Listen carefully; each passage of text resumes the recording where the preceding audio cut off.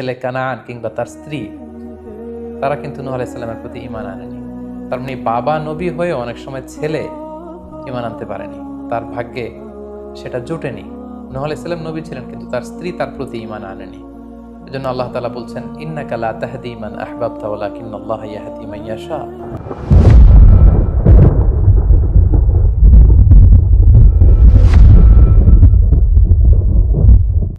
আসসালামু আলাইকুম ওয়া রাহমাতুল্লাহি ওয়া বারাকাতুহু। নাহমাদুহু ওয়া নুসাল্লি আলা রাসূলিহিল কারীম।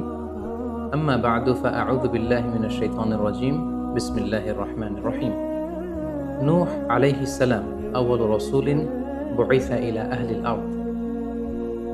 সাইয়েদনা আদম আলাইহিস সালাম এবং ইদ্রিস আলাইহিস সালামের পরে আল্লাহ তাআলা নূহ আলাইহিস সালামকে পৃথিবীর সর্বপ্রথম রাসূল করে এই পৃথিবীতে প্রেরণ করেছেন। এবং আল্লাহ তাআলা ওনাকে বলেছেন আবদান শাকুরা, মানে হচ্ছে অ্যান অবিডিয়েন্ট সার্ভেন্ট অফ আল্লাহ। আল্লাহ তাআলার একজন কৃতজ্ঞ বান্দা হিসেবে আল্লাহ তাআলা কালামুল্লাহ মাজিদে নূহ আলাইহিস সালামকে এই উপাধি দিয়েছিলেন। পাশাপাশি তিনি হচ্ছেন উলুল আজমি মিনার রসুল, অর্থাৎ 5 জন নবীকে আল্লাহ তাআলা কুরআনুল কারীমে দৃঢ় প্রত্যয়ী বা দৃঢ়চেতা রাসূল হিসেবে ঘোষণা করেছেন। নূহ আলাইহিস সালাম হচ্ছেন তাদের মধ্য থেকে অন্যতম। সাউদার্ন ইরাকের একটি শহরে, যেটি কুফা শহরের নিকটবর্তী একটি শহর, এমন একটি শহরে আল্লাহ তাআলা নূহ আলাইহিস সালামকে নবী হিসেবে প্রেরণ করেছিলেন। সাইয়েদনা আদম আলাইহিস সালাম থেকে শুরু করে নূহ আলাইহিস সালাম পর্যন্ত টানা 1000 বছর পর্যন্ত পৃথিবীতে শিরকের সূচনা বা উৎপত্তি হয়নি। বেসিকলি নূহ আলাইহিস সালামের জামানাতেই এই পৃথিবীতে সর্বপ্রথম শিরকের সূচনা হয়েছিল। ইবলিস শয়তান সর্বপ্রথম নূহ আলাইহিস সালামের জামানার যে কওমের লোকেরা, তাদের কাছে শিরকের ইন্ট্রোডিউস করেছিল। তাদের সময়ে 5 জন আল্লাহওয়ালা ব্যক্তি ছিল। তাদের ইন্তেকালের পরে শয়তান সেই জনগোষ্ঠীর লোকদের কাছে এসে বলল, তোমরা এই সমস্ত কি ইবাদত করছো? তোমাদের পূর্বপুরুষেরা যেমনভাবে আল্লাহ তাআলার কাছে ইবাদত করে নিজেদেরকে সঁপে দিয়েছিল, তার সামনে তো তোমাদের ইবাদত কিছুই নয়। তোমরা একটা কাজ করো, তোমাদের 5 জন আধ্যাত্মিক পুরুষ বা আল্লাহর প্রিয় বান্দাদের 5টি মূর্তি তৈরি করে তোমরা তোমাদের ইবাদতগাহের পাশে রাখো। ফলে তাদের চেহারা দেখলে তাদের বেশি বেশি ইবাদতের কথা তোমাদের স্মরণ হবে এবং তোমরা আল্লাহ তাআলার ইবাদত করার ব্যাপারে বেশি আগ্রহী হবে। তারা এই শয়তানের মুখরোচক চমৎকার এই কথা শুনে তাদের শ্রেষ্ঠ 5 জন সন্তান বা আল্লাহওয়ালা 5 জন ব্যক্তির 5টি মূর্তি তৈরি করে তাদের ইবাদত গাহের ভেতরে তারা স্থাপন করলো। এবং আসলেই তারা যখন এই 5 জন ব্যক্তিদের মূর্তির দিকে তাকাতো, তাদের আল্লাহ তাআলার ইবাদতের কথা তাদের স্মরণ হতো। ফলে তারা আল্লাহ তাআলার বেশি বেশি ইবাদত করতে লাগলো। এই জেনারেশন এভাবেই বেশি বেশি আল্লাহ তাআলার ইবাদতের মধ্য দিয়ে তারা পার করতে লাগলো। কিন্তু পরবর্তী জেনারেশন যখন আসলো, শয়তান তাদের কাছে এমনভাবে কুমন্ত্রণা বা টেম্পটেশন দিল, ফলে ওই প্রজন্ম তারা আল্লাহ তাআলার এক আল্লাহর ইবাদতকে ভুলে গিয়ে এই 5 জন শ্রেষ্ঠ আল্লাহর ওয়ালির মূর্তির সামনে দাঁড়িয়ে সেখানেই তারা মানত করতে শুরু করলো এবং এক আল্লাহর ইবাদত বাদ দিয়ে সেই মূর্তিগুলোর ইবাদত শুরু করে দিল। এভাবেই সাইয়েদনা নূহ আলাইহিস সালামের জামানাতে সর্বপ্রথম শিরকের সূচনা হয়। পবিত্র কালামুল্লাহ মাজিদে আল্লাহ তাআলা এই ঘটনাটি এভাবে উল্লেখ করেছেন যে নূহ আলাইহিস সালামের জামানায় যারা নেতৃত্ব স্থানীয় ছিল, তারা সাধারণ লোকদেরকে উদ্দেশ্য করে বলতো, ওয়াকালু লা তাযারুন্না আলিহাতাকুম ওয়ালা তাযারুন্না ওয়াদ্দান ওয়ালা সুওয়া ওয়ালা ইয়াগুসা ওয়া ইয়াউকা ওয়া নাসরা। অর্থাৎ আমাদের যে 5 জন বিখ্যাত ব্যক্তি, তাদের নাম ছিল ওয়াদ্দান, সুওয়াআন, ইয়াগুস, ইয়াউক এবং নাসর। তোমরা এদের ইবাদত ছেড়ে দিও না, বরং তোমরা এদের উপাসনা করতে থাকো। ফলে এই আয়াত প্রমাণ করে যে নূহ আলাইহিস সালামের জামানাতে সর্বপ্রথম শিরকের উৎপত্তি হয়েছিল। কিন্তু নূহ আলাইহিস সালাম তার জাতিগোষ্ঠীর কাছে এক আল্লাহর দাওয়াত দিয়ে যেতে লাগলেন। তিনি বলতে আরম্ভ করলেন, ইয়া কওমি আবুদুল্লাহ মা লাকুম মিন ইলাহিন গায়রুহু আফালা তাত্তাকুন। হে আমার জাতিগোষ্ঠীর লোকেরা, হে আমার জনগোষ্ঠীর লোকেরা, তোমাদের কি হলো? তোমরা কেন এক আল্লাহর ইবাদত করছো না? তোমরা কি আল্লাহকে ভয় পাও না? এবং তিনি বললেন যে আল্লাহ তাআলা আমাকে তার বাণীবাহক হিসেবে, প্রেরিত রাসূল হিসেবে তোমাদের কাছে পাঠিয়েছেন। এই যে আমি তোমাদেরকে তাওহীদের বা এক আল্লাহর ইবাদতের দিকে দাওয়াত দিচ্ছি, এজন্য তো আমি কোনো পারিশ্রমিক তোমাদের কাছে চাচ্ছি না, বরং তোমরা যেভাবে শিরক করে যাচ্ছ, এক আল্লাহ ছাড়া মূর্তির পূজা করে যাচ্ছ, ইন্নী আখাফু আলাইকুম আযাবা ইয়াউমিন আযীম, আমি তোমাদের উপর কঠিনতম আযাব আসার আশঙ্কা করছি। সো তোমরা শিরক ছেড়ে দিয়ে, মূর্তি পূজা ছেড়ে দিয়ে, পৌত্তলিকতা ছেড়ে দিয়ে এক আল্লাহ তাআলার ইবাদতের দিকে ফিরে আসো। নূহ আলাইহিস সালাম যখন তার জাতিগোষ্ঠীর লোকদের কাছে তাওহীদের দাওয়াত বা এক আল্লাহর ইবাদতের দাওয়াত দেয়া শুরু করলেন, তার জাতির লোকেরা, তার কওমের লোকেরা নানা ধরনের টাল বাহানা, অজুহাত এবং বিভিন্ন ধরনের যুক্তি তারা স্থাপন করতে শুরু করলো। তাদের প্রথম যুক্তি ছিল যে, হে নূহ, কেন আমরা তোমার দাওয়াতে সাড়া দেব? কারণ সমাজের নিম্ন শ্রেণীর লোকেরা হচ্ছে তোমার অনুসারী। আরাদিলুনা বাদিয়ার রাই ওমা নারাকা ইত্তাবাআকা ইল্লাল্লাযীনা হুম আরাদিলুনা বাদিয়ার রাই। কারণ আমরা দেখতে পাচ্ছি সমাজের লো ক্লাসের যারা লোকজন, নিম্ন শ্রেণীর লোকজন, নিম্ন পেশার লোকজন, এরাই হচ্ছে তোমার ফলোয়ার। তোমরা আগে এই সমস্ত লোকদেরকে তোমার আশেপাশ থেকে সরাও, তখন আমরা তোমার এ দাওয়াতকে গ্রহণ করব। তাদের আরও একটি যুক্তি ছিল যে, তুমি এই নিম্ন শ্রেণীর লোকদেরকে নিয়ে সমাজে ইনফ্লুয়েন্সিয়াল হতে চাচ্ছ। ইয়াতাফাদ্দালু আলাইকুম, এই নূহ হচ্ছে জেলে সমাজ, কৃষক সমাজ, এই সমস্ত নিম্ন শ্রেণীর লোকদেরকে নিয়ে এই সমাজের মধ্যে একটা ইনফ্লুয়েন্স ক্রিয়েট করে সে আমাদের উপর সুপিরিয়র হতে চাইছে। এটা ছিল তাদের আরেকটা যুক্তি। তারা আরো বলতো যে, আগে যদি এই নিম্ন শ্রেণীর লোকদেরকে তোমার কাছ থেকে তুমি তাড়িয়ে দাও, তাহলে আমরা তোমার উপর বিশ্বাস স্থাপন করতে পারি। নূহ আলাইহিস সালামের এই কথার জবাবে তিনি বলেছিলেন, ওমা আনা বিতারিদিল্লাযীনা আমানু, অর্থাৎ যারা আল্লাহ তাআলার উপর বিশ্বাস স্থাপন করেছে, যদিও তারা নিম্ন শ্রেণীর হয়ে থাকে, কি করে আমি তাদেরকে তাড়িয়ে দিতে পারি? তাদের আরো একটি যুক্তি ছিল যে, তুমি আমাদের মতো মানুষ, দেখতে তো তুমি আমাদের মতো মানুষ, তুমি খাচ্ছ, যাচ্ছ, ঘুমাচ্ছ, ঘুরে বেড়াচ্ছ, বাজারে যাচ্ছ, ক্রয় বিক্রয় করছো, আমাদের মতো মানুষ হয়ে তুমি কেমন করে রাসূল হতে পারো? তুমি যে রাসূল, কি করে আমরা বিশ্বাস করব? কেন আকাশ থেকে ফেরেশতারা এসে বলে দিয়ে যায় না যে তুমি রাসূল? তাহলে তো আমরা ফেরেশতাদেরকে দেখলে আমরা আস্থা পেতে পারি এবং নিশ্চিত হতে পারি যে আসলেই তুমি আল্লাহর পাঠানো রাসূল। এবং তারা পাশাপাশি আরো বলতো যে, আমাদের পূর্বপুরুষরা তো এই সমস্ত মূর্তিরই পূজা করেছে, তাহলে কি তুমি বলতে চাইছো এরা ভ্রান্ত ছিল? সর্বশেষে তারা বলতে আরম্ভ করলো যে, নূহ, তুমি হচ্ছে মিথ্যাবাদী, পাগল এবং ভ্রান্ত, আমরা আমাদের অবস্থানে অটল থাকব। এভাবে সাইয়েদনা নূহ আলাইহিস সালামের তাওহীদের যে দাওয়াত তিনি তার সমাজে ছড়িয়ে দিচ্ছিলেন, তারা ডিরেক্টলি এই একত্ববাদের দাওয়াতকে তারা প্রত্যাখ্যান করলো, রিজেক্ট করলো। কিন্তু নূহ আলাইহিস সালাম তিনি হাল ছাড়েননি। তিনি টানা 950 বছর তার জাতিগোষ্ঠীর লোকদের কাছে তিনি এক আল্লাহর দাওয়াত দিয়ে যেতে লাগলেন। কালামুল্লাহ মাজিদ আমাদেরকে জানাচ্ছে, ওয়ালাকাদ আরসালনা নূহান ইলা কওমিহি ফালাবিসা ফীহিম আলফা সানাতিন ইল্লা 50 আমা।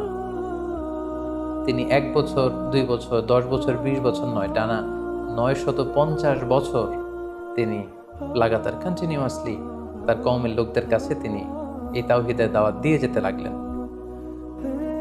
এবং তিনি দিন রাতকে এক করে টায়ারলেসলি, রেস্টলেসলি তিনি তার জাতিগোষ্ঠীর কাছে এই একই দাওয়াত দিতে লাগলেন। তিনি বলছেন যে, রব্বি ইন্নী দাআউতু কওমি লাইলা ওয়া নাহারা, হে আল্লাহ, দিন রাত তো আমি চেষ্টা করে গেলাম, তাদেরকে তাওহীদের দাওয়াত দিলাম, কিন্তু তারা আমার কথা শুনছে না। ওয়া ইন্নী কুল্লামা দাআউতুহুম লিতাগফিরা লাহুম জাআলু আসাবিআহুম ফি আযানিহিম। এর মানে হচ্ছে, আল্লাহ, আমি যখনই তাদেরকে দাওয়াত দিতাম, তারা তাদের আঙ্গুলগুলো তাদের কানের ভেতরে ঢুকিয়ে রাখতো, যাতে করে আমার তাওহীদের কথা তাদের শুনতে না হয়। এবং ওয়াস্তাগশাউ সিয়াবাহুম ওয়া আসররু ওয়াস্তাকবারু ইস্তিকবারা, তারা আমাকে দেখলেই চাদর দিয়ে তাদের মুখ পেঁচিয়ে রাখতো, যাতে করে আমার কথাগুলো তারা শুনতে না পায়। সুম্মা ইন্নী দাআউতুহুম জিহারা।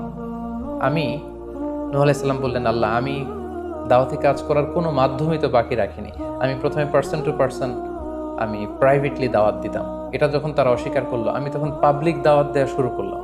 আমি তাদের বড় গ্যাদারিংসে, বিভিন্ন ফেস্টিভ্যালে যে তাদেরকে এই দাওয়াতের কথা শোনালাম, কিন্তু তারা প্রত্যাখ্যান করেছে। সুম্মা ইন্নী আ'লানতু লাহুম ওয়া আসরারতু লাহুম ইসরারা। অর্থাৎ এই আয়াত থেকে বোঝা যাচ্ছে যে নূহ আলাইহিস সালাম দাওয়াত দেয়ার বা বাণী বাহকের যে কাজ, এই গুরুদায়িত্ব পালনে কোনো ধরনের প্রক্রিয়া তিনি বাদ রাখেননি। তিনি দিনে রাতে, তিনি প্রাইভেটলি, তিনি পাবলিকলি, তিনি উৎসাহ প্রদানের মাধ্যমে, জান্নাতের সুসংবাদ দেওয়ার মাধ্যমে, কিংবা জাহান্নামের ভয় দেখানোর মাধ্যমে নানাভাবে তার জাতিগোষ্ঠীর কাছে আখিরাতের কথা, আখিরাতে আল্লাহ তাআলার সুপ্রিম কোর্টের কাঠগড়ায় দাঁড়িয়ে জবাবদিহিতার কথা, এক আল্লাহর একত্ববাদের কথা এই দাওয়াতগুলো তিনি দিয়ে গিয়েছেন। কিন্তু অধিকাংশ ক্ষেত্রেই এবং অধিকাংশ লোকগুলোই নূহ আলাইহিস সালামের এই তাওহীদের দাওয়াতকে প্রত্যাখ্যান করেছিল এবং রিজেক্ট করেছিল। এভাবে নূহ আলাইহিস সালাম যখন দাওয়াত দিয়ে যেতে লাগলেন, তার কওমের লোকদের মধ্য থেকে ফাইনাল যে রেসপন্সটি এসেছিল সেটি হচ্ছে ক্বালু লা ইন লাম তানতাহি ইয়া নূহ লা তাকুনান্না মিনাল মারজুমিন। হে নূহ, অনেক হয়েছে, এবার তুমি থামো। তুমি যদি এই দাওয়াত দেয়া বন্ধ না করো তাহলে আমরা তোমাকে স্টোনিং করে, পাথর মেরে, প্রস্তর নিক্ষেপ করে দুনিয়া থেকে বিদায় করে দিব। এবং তারা এও বলল যে ক্বালু ইয়া নূহ ক্বাদ জাদালতানা ফাআকসারতা জিদালানা। অনেক হয়েছে, তুমি অনেক আর্গুমেন্ট আমাদের সাথে দিয়েছো, অনেক তর্ক বিতর্ক তোমার সাথে হয়েছে, এবার থামো। ফাআতিনা বিমা তাইদুনা ইন কুনতা মিনাস সাদিকিন। তুমি যে আযাবের ভয় দেখাচ্ছ পারলে সেটা দেখাও। তুমি আমাদেরকে বলছো যে আমরা যদি এক আল্লাহর ইবাদত না করি, আমরা যদি পৌত্তলিকতা না ছাড়ি, তাহলে আল্লাহ তাআলা আযাব দিয়ে আমাদেরকে ধ্বংস করে দিবে। পারলে সেই ধ্বংসলীলা তুমি আমাদের সামনে নিয়ে আসো, পারলে সেই শাস্তি দেখাও, তুমি যদি সত্যবাদী হয়ে থাকো। এবার নূহ আলাইহিস সালাম তাদের এ ধরনের অ্যাটিটিউড দেখে অনেকটা হতাশ হলেন। তিনি তাদের কাছে কোনো প্রতিদান চাইছেন না, তাদের কল্যাণের জন্যই, তাদেরকে জাহান্নামের আগুন থেকে বাঁচার জন্যই তিনি 950 বছর ডেডিকেট করে দিলেন তাদের দাওয়াতি কাজে। কিন্তু তারা যখন দাওয়াতি কাজে সাড়া দিচ্ছে না, অবশেষে হতাশ হয়ে নূহ আলাইহিস সালাম আল্লাহকে দোয়া করলেন, আল্লাহ ফাফতাহ বাইনি ওয়া বাইনাহুম ফাতহান। আমি আর পারছি না, আপনি এবার এসপার ওসপার করে দিন, আপনি একটা ফয়সালা করে দিন। অবশেষে তিনি বদদোয়া করে বসলেন, তাদের উপর অভিশাপ দিয়ে ফেললেন, কার্ডস করে বসলেন। তিনি বললেন, রাব্বি লা তাযার আলাল আরদি মিনাল কাফিরিনা দাইয়ারা। হে আল্লাহ, আপনি এমন আযাব পাঠান, আযাব দিয়ে আপনি কাফিরদের আন্ডা বাচ্চা কাউকে আপনি অবশিষ্ট রাখবেন না। পুরো কাফির সমাজ, মুশরিক সমাজকে আপনি আযাব দিয়ে ধ্বংস করে দেন। যদি আপনি তাদেরকে বাঁচিয়ে রাখেন তাহলে তারা বিশ্বাসীদেরকেও সংক্রামিত করবে এবং তাদের অনাগত প্রজন্ম তারা পাপাচারী হয়ে এই পৃথিবীতে তারা ফাসাদ সৃষ্টি করবে। নূহ আলাইহিস সালাম যখন এরকম বদদোয়া করলেন, আল্লাহ তাআলা নূহ আলাইহিস সালামের এই অভিশাপ বা বদদোয়াকে কবুল করলেন এবং তিনি নূহ আলাইহিস সালামকে জানিয়ে দিলেন, নূহ, তোমার কথা মতো আমি এবার এটার একটা শেষ দেখে ছাড়বো এবং আমি পৃথিবীতে আযাব পাঠাবো। সেই আযাবটি হচ্ছে ভয়ঙ্কর ধরনের বন্যা হয়ে যাবে গোটা পৃথিবীতে, মহাপ্লাবন ঘটবে। সো সেই প্লাবন থেকে বাঁচার জন্য ওয়াসনাইল ফুলকা বিআইউনিনা ওয়া ওয়াহিনা, অর্থাৎ হে নূহ, তুমি আমার গাইডেন্স বা আমার পাঠানো দিক নির্দেশনা অনুযায়ী তুমি বিশাল একটি নৌকা বানাও বা কিস্তি বানাও বা বিশাল একটি জলতরী বা নৌযান বানাও, যাতে করে এই মহাপ্লাবন থেকে বাঁচার জন্য তুমি বিশ্বাসীদেরকে নিয়ে এই নৌযানে, এই কিস্তিতে, জাহাজে বা এই জলতরীতে, এই নৌকাতে তোমরা আশ্রয় নিতে পারো। আল্লাহ তাআলার পক্ষ থেকে এই আদেশ যখন আসলো, সাইয়েদনা নূহ আলাইহিস সালাম বিশ্বাসীদেরকে নিয়ে বিশাল এক জলতরী বা নৌকা বা বিশাল এক জাহাজ তিনি তৈরি করলেন। নূহ আলাইহিস সালামের কওমের মুশরিক লোকেরা যখন এই জাহাজ বা নৌকা বানাতে দেখলো, তারা হাসাহাসি শুরু করে দিল। কোরআন বলছে, ওয়া কুল্লামা মাররা আলাইহি মালাউম মিন কওমিহি সাখিরু মিন। তারা যখন এই নৌকা বানানো, এই কিস্তি বানানো, এই বিশাল জলতরী বানাতে দেখলো, তারা ঠাট্টা বিদ্রুপ করলো। তারা বলল, নূহ, এই মরুভূমির মাঝখানে কোথায় তুমি এই নৌকা চড়াবে? তোমরা যেহেতু নৌকা বানাচ্ছ, পারলে একটা সাগরও বানিয়ে নাও, যাতে করে তোমাদের এই নৌকাকে, এই জাহাজকে তোমরা ভাসাতে পারো। সাইয়েদনা নূহ আলাইহিস সালাম এবং বিশ্বাসীরা আল্লাহ তাআলার উপর অটল থেকে আল্লাহ তাআলার দেয়া দিক নির্দেশনা অনুযায়ী তারা বিশাল নৌকা তৈরি করে ফেললেন। এ পর্যায়ে আল্লাহ তাআলা নূহ আলাইহিস সালামকে জানালেন যে মহাপ্লাবনের জন্য নূহ তুমি অপেক্ষা করতে থাকো এবং এই প্লাবনটা হবে 40 দিন লম্বা, 40 days long, and the entire world will be drastically flooded. গোটা বিশ্বের এমন কোনো জায়গা থাকবে না, আনাচে কানাচে গোটা বিশ্বটা এই মহাপ্লাবনের আওতায় এসে পৃথিবীর সব প্রাণীগুলো মারা যাবে। সো তুমি কি করে বুঝবে যে আমি কখন এই মহাপ্লাবন পৃথিবীতে দিচ্ছি? সেটার একটা সাইন হচ্ছে, তুমি যখন চুলার ভেতর থেকে ফুরফুর করে কলকল করে পানি বেরোতে দেখবে, তখনই বুঝবে যে সে টাইমটা চলে এসেছে। তখন তুমি হাত্তা ইদা জা আমরুনা বা ফারাত তান্নুর, চুলার ভেতর থেকে আগুনের পরবর্তীতে, আগুনের বিপরীতে পানি ছুটতে আরম্ভ করবে, তখনই বুঝবে যে সেই সময়টা চলে এসেছে, মহাপ্লাবনের সময়টা একেবারে ঘনিয়ে এসেছে। কুল নাহমিল ফিহা মিন কুল্লি যাওজাইনি ইসনাইন, তখন তুমি সমস্ত বিশ্বাসী বান্দাবান্দীদেরকে, যারা তোমার ফলোয়ার, যারা একত্ববাদে বিশ্বাসী তাদেরকে নিয়ে সেই নৌকায় তুমি আরোহণ করবে এবং প্রতিটি প্রাণী থেকে জোড়ায় জোড়ায়, অর্থাৎ ম্যাসকুলিন অ্যান্ড ফ্যামিনিন, নারী পুরুষ জোড়ায় জোড়ায় তুমি নিয়ে সেই নৌকাতে আরোহণ করবে। কারণ এই মহাপ্লাবনটা এত ভয়ঙ্কর মহাপ্লাবন হবে, ফলে পৃথিবীতে কেউ বেঁচে থাকবে না এবং তোমরাই হবে নেক্সট জেনারেশন, এবং তোমাদের থেকেই পৃথিবী আবার নতুন করে সভ্যতা বিনির্মিত হবে এবং তোমাদের থেকে নতুন করে পৃথিবীর সব প্রাণীকুল আবার নতুন করে বংশবিস্তার শুরু হবে। আল্লাহ তাআলার এই গাইডেন্স অনুযায়ী নূহ আলাইহিস সালাম অপেক্ষা করতে লাগলেন যে কখন চুলার ভেতর থেকে কলকল করে পানি বেরোয়। হঠাৎ করে তিনি একদিন দেখতে পেলেন যে চুলার ভেতর থেকে পানি বেরোচ্ছে।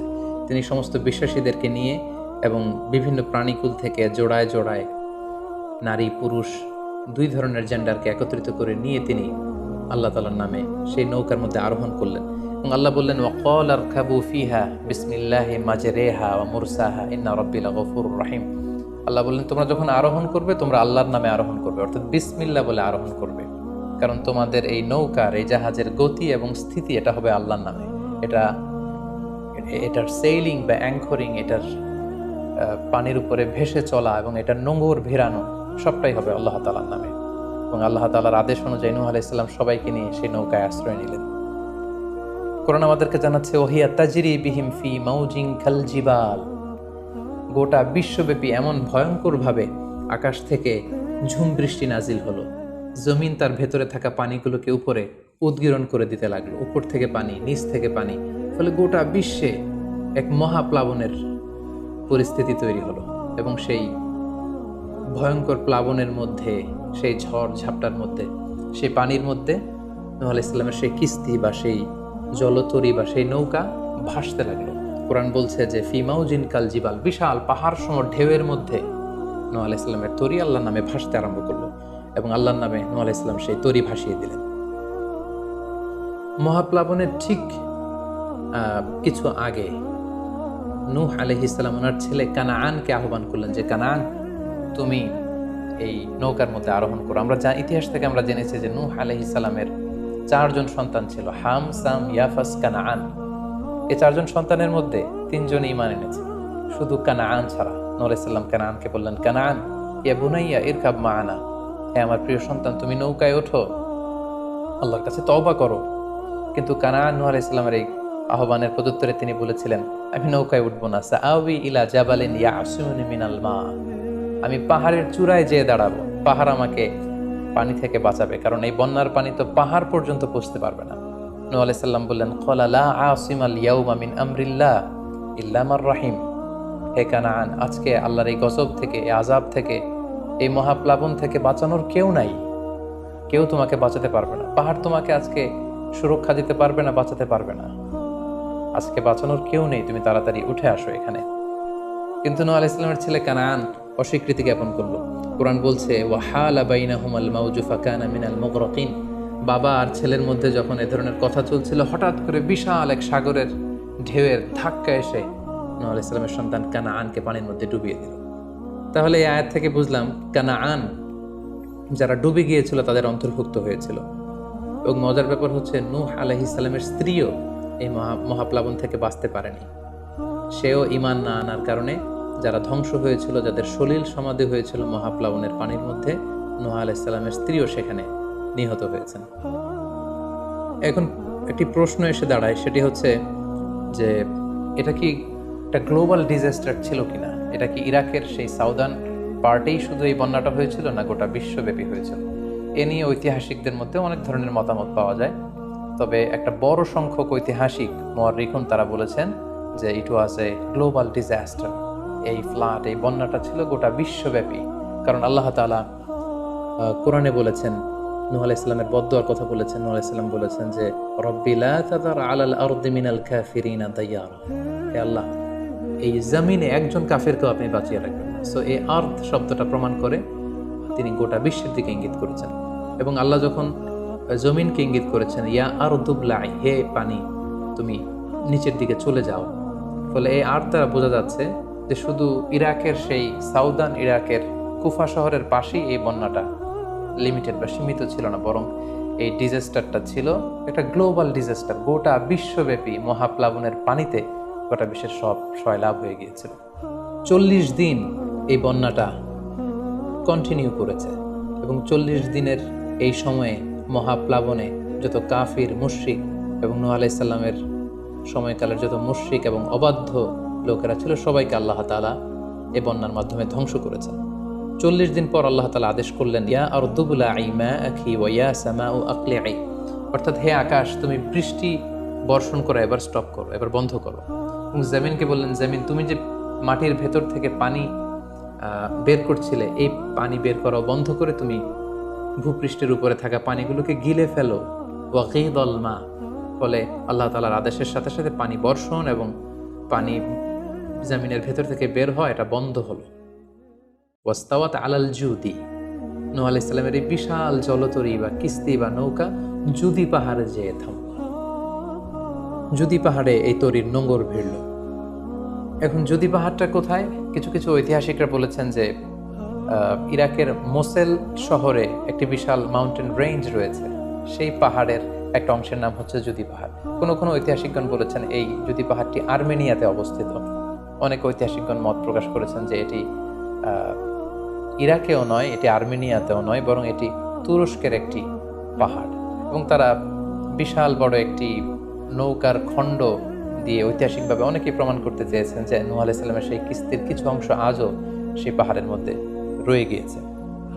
সেই জুদি পাহাড়ে যখন এই নৌকাটি ভিড়ল, আল্লাহ তাআলা তখন নূহ আলাইহিস সালামকে আদেশ করলেন, ইহবিত বিসালামিন মিন্না, তুমি এবার শান্তির সাথে সেফলি সাউন্ডলি তুমি এবার সেই জুদি পাহাড়ে তোমরা নামো। ও বারাকাতিন আলাইক, তোমাদের উপর আমার পক্ষ থেকে বারাকা ব্লেসিং থাকবে।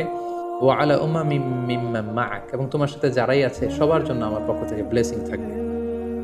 এবং এই বিশাল মহাপ্লাবন থেকে যে আমি তোমাদেরকে বাঁচিয়ে দিয়েছি, শুকরিয়া স্বরূপ তোমরা সবাই পড়ো আলহামদুলিল্লাহ। ফাকুলিল হামদুলিল্লাহ। কোরআন বলছে যে তারা সবাই আল্লাহর প্রশংসা করে সেখান থেকে নেমে আসলো এবং নূহ আলাইহিস সালামকে আল্লাহ তাআলা শিখিয়ে দিলেন, নূহ এবার তুমি পড়ো রব্বি আনজিলনি মুনজালান মুবারাকান ওয়া আনতা খায়রুল মুনজিলিন, অর্থাৎ হে আল্লাহ আপনি এমন জায়গায় আমাদেরকে অবতরণ করুন যে জায়গাটা আমাদের জন্য কল্যাণকর, কারণ আপনিই তো উত্তম অবতরণকারী। ফলে নূহ আলাইহিস সালামের সাথে যারা ছিল বিশ্বাসীরা, তারা এবং তার সাথে প্রাণীকুলের মধ্য থেকে যারা ছিল সবাইকে নিয়ে নূহ আলাইহিস সালাম এই জমিনে বন্যা পরবর্তী মহাপ্লাবন পরবর্তী সময় তিনি সবাইকে নিয়ে এই জমিনের মধ্যে আবার নেমে আসলেন। ফলে ঠিক ওই সময়টাতে পৃথিবীতে আর কোনো কাফের, কোনো মুশরিক, কোনো পৌত্তলিক ছিল না, বরং তখন এটা ছিল, it was very fresh and pure monotheist generation, একত্ববাদী একটা প্রজন্ম। ফলে এখানে ঠিক ওই সময়টাতে পৃথিবীতে আর কোনো কাফির মুশরিক আর ছিল না। আমরা আমাদের আলোচনার শুরুর দিকে বলেছিলাম যে নূহ আলাইহিস সালামের 4 জন ছেলে ছিল, হাম, সাম, ইয়াফাস এবং কানাআন।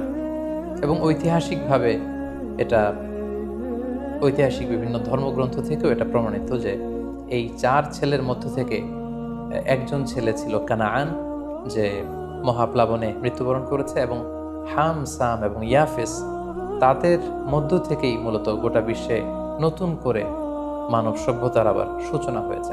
নূহ আলাইহিস সালামের ছেলে হাম, তিনি আফ্রিকাতে তার পরিবার নিয়ে বসবাস শুরু করেন, এবং ওনার ছেলে সাম, যেখান থেকে সেমাইটিক শব্দটি আমরা বলে থাকি, ওনার ছেলে সাম তার আত্মীয় স্বজন এবং তার বংশধরদেরকে নিয়ে ধীরে ধীরে মধ্যপ্রাচ্য বা দূরপ্রাচ্যের এই এরিয়াতে পরবর্তীতে তারা বসবাস শুরু করেন। এবং ওনার ছেলে ইয়াফেস বর্তমান যে চীন বা তার আশেপাশের যে এরিয়াগুলো আছে সেখানে বসবাস শুরু করেন, এবং সেখান থেকেই মানব ইতিহাস আবার নতুন করে তার পথ চলা শুরু করলো, এবং গোটা বিশ্বে বাচ্চা রিজালান কাসীরা ওয়া নিসা, অনেক নারী করে গোটা বিশ্বে সেখান থেকে আবার ছড়িয়ে পড়তে আরম্ভ করলো। এভাবেই নূহ আলাইহিস সালাম একত্ববাদের দাওয়াত দিয়ে নিরলস প্রচেষ্টা করে ওনার জীবনকে তিনি অতিবাহিত করেছেন। সাইয়েদনা নূহ আলাইহিস সালাম ওনার ইন্তেকালের পরে ওনাকে কোথায় কবর দেওয়া হয়েছে এ নিয়ে 2টি মত পাওয়া যায়। প্রথম মত অনুযায়ী ওনাকে মক্কাতে কবরস্থ করা হয়েছে, আরেকটি মত অনুযায়ী লেবাননের কার্ক নামে একটি এরিয়াতে জাবালে দীর, সেই দীর মাউন্টেনের পাশে সাইয়েদনা নূহ আলাইহিস সালামকে কবরস্থ করা হয়েছে।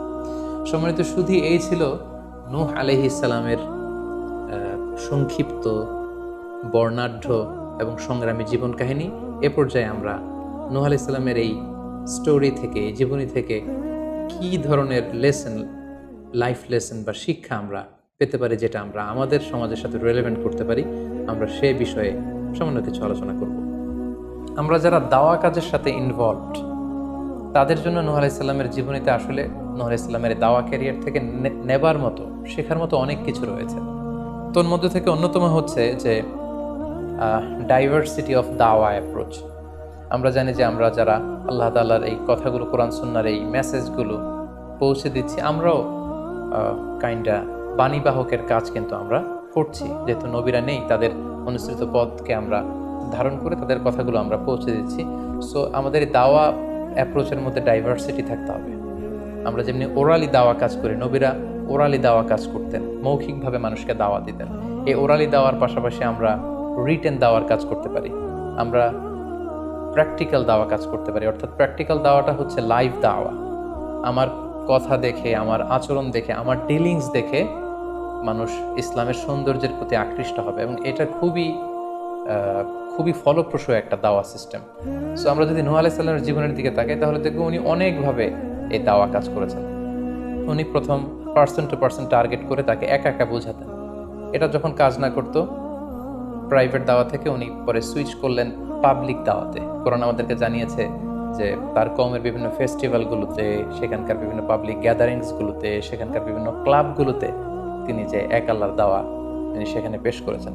পাশাপাশি নূহ আলাইহিস সালাম তার সময়ের সম্ভ্রান্ত ব্যক্তিবর্গ যারা, তাদেরকে স্পেশালি তিনি দাওয়া কাজের আওতায় নিয়ে এসেছেন। এলিট সোসাইটি যারা, আমরা যদি আল্লাহ রাসূল সাল্লাল্লাহু আলাইহি ওয়াসাল্লামের দাওয়া অ্যাক্টিভিটির দিকে তাকাই, তাহলে দেখব যে উনিও কিন্তু সানাদিদে কোরাইশের যারা লিডার শ্রেণী ছিল, গণ্যমান্য ব্যক্তিবর্গ ছিল, তাদেরকে তিনি স্পেশালি দাওয়া কাজ করতেন তাদের সাথে। কারণ আমরা জানি যে একটা সমাজের লিডার যদি ইসলামের পথে আসে, ফলে তার যে লক্ষ লক্ষ ফলোয়ার থাকবে, তারাও তার দ্বারা ইনফ্লুয়েন্স হয়ে তারাও ইসলামের পথে চলে আসবে। এবং আল্লাহ রাসূল সাল্লাল্লাহু আলাইহি ওয়াসাল্লামের জীবনীতে আমরা দেখেছি যে কোনো গোষ্ঠীর বা কোনো কওমের বা কোনো ট্রাইবের গোত্র প্রধান যখন কালিমা পড়ে মুসলমান হয়েছে, তার দেখা দেখি গোত্রের সকল নারী পুরুষ তারাও মুসলমান হয়ে গেছে। দাওয়া কাজ আঞ্জাম দেওয়ার ক্ষেত্রে যারা এলিট সোসাইটি বা সমাজের গণ্যমান্য ব্যক্তিবর্গ যারা থাকবে, তাদেরকে দাওয়া দেওয়ার ক্ষেত্রে আমাদেরকে স্পেশাল এফোর্ট দিতে হবে। কারণ তাদেরকে যদি আমরা ইসলামের পক্ষে, সত্যের পক্ষে কনভিন্সড করতে পারি, ফলে তারা সমাজের আরো অনেক লোককে ইনফ্লুয়েন্স করে ইসলামের সুশীতল বাণীর ভেতরে নিয়ে আসতে পারবে। তো এর মানে এই নয় যারা নিম্ন শ্রেণীর বা যারা সমাজের মধ্যবিত্ত বা নিম্ন মধ্যবিত্ত যে ফ্যামিলিগুলো রয়েছে বা যে সমস্ত লোকজন রয়েছে, তাদেরকে আমরা গুরুত্ব দিব না, ব্যাপারটি এমন নয়। বরং নূহ আলাইহিস সালামের ঘটনা থেকে আমরা বুঝতে পারছি যে একটা হচ্ছে মাস পিপলদের জন্য দাওয়া, আর একটি হচ্ছে যারা সমাজের উচ্চ শ্রেণী, তাদের জন্য স্পেশালি কিছু টাইম স্পেন্ড করা, তাদেরকে আলাদাভাবে দাওয়া দেওয়া, এবং অথবা তাদের উপযোগী করে দাওয়া অ্যাক্টিভিটি তাদের কাছে যদি আমরা প্রেজেন্টেশন করতে পারি, তাহলে নিঃসন্দেহে তারাও ইসলামের সৌন্দর্যের দ্বারা আকৃষ্ট হবে। নূহ আলাইহিস সালামের এই জীবন কাহিনী থেকে আমরা আরও একটি বিষয় শিখতে পারি, সেটি হচ্ছে দাওয়া কাজে কখনো হতাশ হওয়া যাবে না, নিরাশ হওয়া যাবে না, এবং হাল ছাড়া যাবে না, বরং ভরসা রাখতে হবে আল্লাহর উপর। কারণ আমরা কয় বছর দাওয়া কাজ করে যাচ্ছি, আমরা কতটুকু এফোর্ট দিয়েছি, আমরা কতটুকু টাইম স্পেন্ড করেছি, আমরা কতটুকু স্যাক্রিফাইস করেছি। আমরা যদি নূহ আলাইহিস সালামের জীবনের দিকে তাকাই, তাহলে দেখব যে তিনি টানা 950 বছর টানা লাগাতার তিনি তার জাতিগোষ্ঠীর কাছে দাওয়াতি কাজ করেছেন, কিন্তু তিনি নিরাশ হননি, হতাশ হননি, হাল ছেড়ে দেননি, তিনি ভরসা রেখেছিলেন আল্লাহ তাআলার উপর। সো আমরা যারা দাওয়া কাজ করছি, আমরা ইনস্ট্যান্ট ফলাফলের জন্য যেন বসে না থাকি, আমরা আমাদের দায়িত্বটুকু পালন করি। নূহ আলাইহিস সালামের এই স্টোরি থেকে আমরা আরও একটি বিষয় শিখতে পারি, সেটা হচ্ছে আমাদের কাজ হচ্ছে ইফোর্ট দেয়া, বাট এটার কমপ্লিশন, এটার রেজাল্ট আসবে আল্লাহ তাআলার পক্ষ থেকে। আরবিতে বলা হয় যে আস-সা'য়ু মিন্না ওয়াল ইতমামু মিনাল্লাহ, প্রচেষ্টা করার মালিক আমরা, সফলতা দেওয়ার মালিক হচ্ছেন আল্লাহ। আমি অনেক দাওয়াতি কাজ করছি, কিন্তু আমার দাওয়াতি কাজে কেউ সাড়া দিচ্ছে না, কেউ রেসপন্স করছে না, আমার দাওয়াতি কাজে কেউ ইসলামের প্রতি আকৃষ্ট হচ্ছে না, ইট ডাজন্ট মিন দ্যাট আমি একজন ব্যর্থ দায়ী, না, এটা কখনোই না। বরং আমি সিনসিয়ারিটির সাথে আমার সর্বোচ্চ প্রচেষ্টাটুকু আমি করছি কিনা, সেটাই হচ্ছে দেখার বিষয়। আমার কত ফলোয়ার, আমার ডাকে কত মানুষ সাড়া দিল, এটা দেখার বিষয় না, বরং আমি আমার রোলটা প্লে করতে পারছি কিনা সিনসিয়ারিটির সাথে, এটা হচ্ছে দেখার বিষয়। এর কারণ হচ্ছে আল্লাহর হাবিব সাল্লাল্লাহু আলাইহি ওয়াসাল্লাম বলেছেন, কিয়ামতের দিন অনেক নবী দাঁড়াবে যাদের ফলোয়ার হচ্ছে হাতে গোনা অল্প কয়েকজন, মানে অল্প কয়েকজন ঈমান এনেছিল। পৃথিবীতে অনেক নবী ছিল, তারা কিয়ামতের দিন দাঁড়াবে, তার বিশ্বাসী উম্মতের সংখ্যা হচ্ছে মাত্র 2 জন। পৃথিবীতে এরকম অনেক নবী ছিল, কিয়ামতের দিন তিনি দাঁড়াবেন, তার উপর বিশ্বাস এনেছিল মাত্র 1 জন, মানে নবীও একজন, তার প্রতি ঈমানও এনেছে মাত্র 1 জন।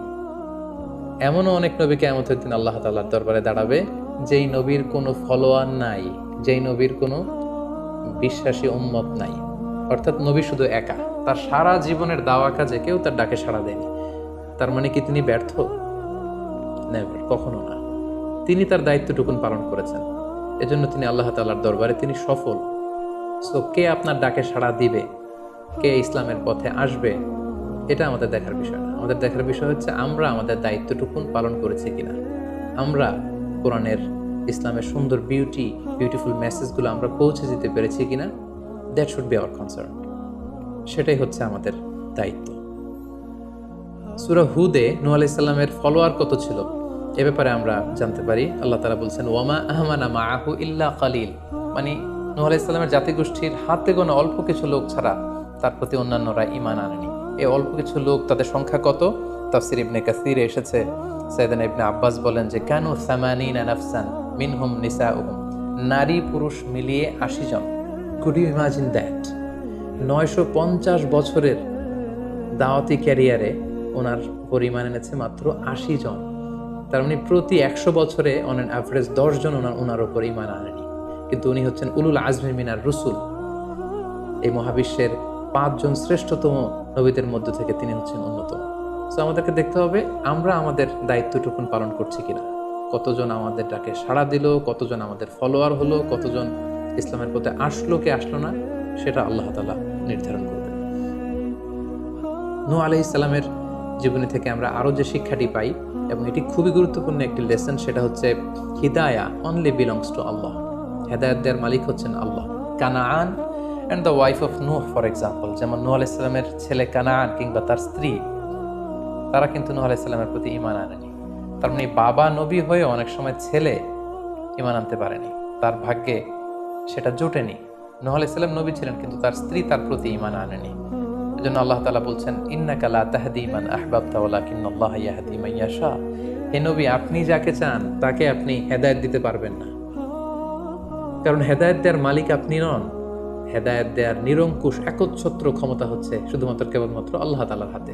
তিনি যাকে চাইবেন তাকে তিনি হেদায়েত দেন, আমরা চাইলেই কাউকে হেদায়েত দিতে পারবো না। নূহ আলাইহিস সালামের জীবনী থেকে আরো একটি বড় শিক্ষা হচ্ছে যে আল্লাহ তাআলা হুট করেই কাউকে আযাব দেন না বা শাস্তি পাঠান না, বরং আল্লাহ তাআলা বারবার সুযোগ দিয়ে থাকেন। অনেক সুযোগ দেওয়ার পরে, বারবার সুযোগ দেওয়ার পরেও যখন কেউ সত্যের পথে ফিরে আসে না, বরং বারবার তারা অবাধ্যতা, দাম্ভিকতা এবং বাড়াবাড়ি করে, ঠিক তখনই আল্লাহ তাআলা তাদেরকে শাস্তি দেন। আমরা নূহ আলাইহিস সালামের জাতিগোষ্ঠীর দিকে যদি তাকাই, তাহলে দেখব যে তিনি 950 বছর তাদেরকে চান্স দিয়েছেন। এত লম্বা সময় তাদেরকে সুযোগ দেওয়ার পরেও তারা সত্যের পথে ফিরে আসেনি। অতঃপর আল্লাহ তাআলা মহাপ্লাবন দিয়ে পুরো জাতিগোষ্ঠীকে ধ্বংস করে দিয়েছেন। নূহ আলাইহিস সালামের জীবনী থেকে সর্বশেষ যে শিক্ষাটি আমরা পাই, সেটি হচ্ছে সব ধ্বংস নয়, কিছু ধ্বংস আছে যেটা আবার নতুন করে সৃষ্টি করে, অর্থাৎ সৃষ্টির জন্য ধ্বংস। আমরা যদি দেখি যে আল্লাহ তাআলা এমন এক গজব পাঠালেন, এমন এক পানিশমেন্ট দিলেন, এমন এক মহাপ্লাবন দিলেন, যেটা দিয়ে গোটা পৃথিবীবাসীকে তিনি ধ্বংস করেছেন, অল্প কিছু মানুষ ছাড়া। কিন্তু আমরা যদি অন্য দিক থেকে খেয়াল করি, তাহলে দেখবো যে ধ্বংসটি ধ্বংসের জন্য নয়, এই ধ্বংসটি ছিল নতুন করে সৃষ্টির জন্য। আমরা দেখি যে অনেক এলাকাতে অগ্নিকাণ্ড ঘটে, সেখানে হয়তো বেড়ার ঘর ছিল, টিনের ঘর ছিল, তো অগ্নিকাণ্ড ঘটার পরে সেখানে বিশাল করে বিল্ডিং তৈরি হয়। তার মানে সব ধ্বংসের জন্য নয়, কিছু ধ্বংস আছে সৃষ্টির জন্য। নূহ আলাইহিস সালামের ক্ষেত্রেও এই ধ্বংসের ব্যাপারটি ঠিক এমনই ঘটেছিল। এই ধ্বংসটা শুধু ধ্বংসের জন্য নয়, বরং কাফিরদেরকে, মুশরিকদেরকে ধ্বংস করে দিয়ে নতুন এক একত্ববাদী প্রজন্মের সূচনা যাতে পৃথিবীতে ঘটে, সেজন্য আল্লাহ তাআলা এই ধ্বংসের সূচনা করেছিলেন। আল্লাহ তাআলা আমাদের সবাইকে আম্বিয়া আলাইহিমুস সালামদের অনুসৃত পথে থেকে তাদের মত এবং পথকে বেছে নিয়ে সিরাতুল মুস্তাকিমে পরিচালিত হওয়ার তৌফিক দান করুক। আসসালামু আলাইকুম ওয়া রাহমাতুল্লাহি ওয়া বারাকাতুহু।